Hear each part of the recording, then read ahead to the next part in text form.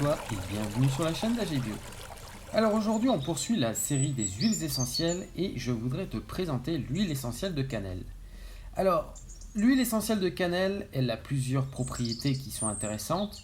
Elle est anti-infectieuse, c'est un stimulant général en fait pour le corps, pour le système immunitaire et c'est un euphorisant. Alors comment l'utiliser? Eh bien on va commencer par la diffusion. 3 à 4 gouttes, comme la plupart du temps dans un diffuseur d'arômes.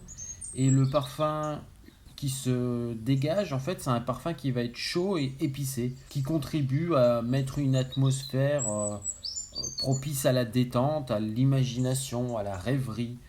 On peut l'utiliser par voie orale en mettant 1 à 2 gouttes dans 10 gouttes d'huile végétale bio qu'on peut prendre avec un peu de miel, mais attention, 2 gouttes maximum par jour. Et en fait, cette préparation va te permettre de lutter contre les affections bactériennes. On peut l'utiliser de la même façon en cuisine, en parfumant un vin chaud, du thé, des desserts, des compotes, des fruits, des galettes de pommes de terre aussi, pourquoi pas, des gâteaux. Alors toujours l'utiliser dilué et en mettant 1 goutte d'huile essentielle pour 1 cuillère à soupe de miel.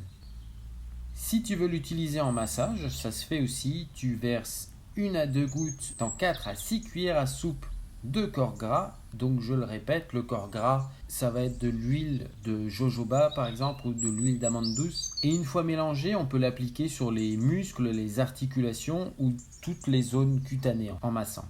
En fait, ça va avoir pour effet de stimuler les centres nerveux et en massant les zones réflexes du pied, ça libère des blocages psychiques et ça redonne confiance en soi. On peut l'utiliser aussi pour les verrues, c'est relativement efficace. Dans ce cas-là, tu prends un coton-tige et tu appliques 1 à 2 gouttes d'huile essentielle de cannelle directement sur la verrue, bien sûr en prenant soin de ne pas déborder autour. Et tu fais ça 1 à 2 fois par jour jusqu'à disparition de la verrue. Attention, il y a des précautions d'emploi. On a des molécules allergènes qui sont naturellement présentes dedans, comme le benzylbenzoate, le cinamyle, il y a de l'alcool, du cinnamale, de l'eugénum, du limonène, du linalol. Évidemment, ne pas utiliser chez les enfants, les femmes enceintes ou allaitantes. Et je le répète, c'est une huile essentielle qui peut être assez puissante, donc toujours le diluer dans un corps gras parce qu'on peut avoir une irritation possible sur la peau si on va l'utiliser pur. Mais dans tous les cas, si jamais tu as des questions très spécifiques par rapport à ton cas, si tu veux avoir une parole officielle, tu vas voir un professionnel de santé, un médecin, un pharmacien, comme d'habitude. J'espère que cette petite vidéo de présentation t'a plu. Bien sûr, si ça t'a plu, n'oublie pas de mettre un petit pouce bleu, de liker.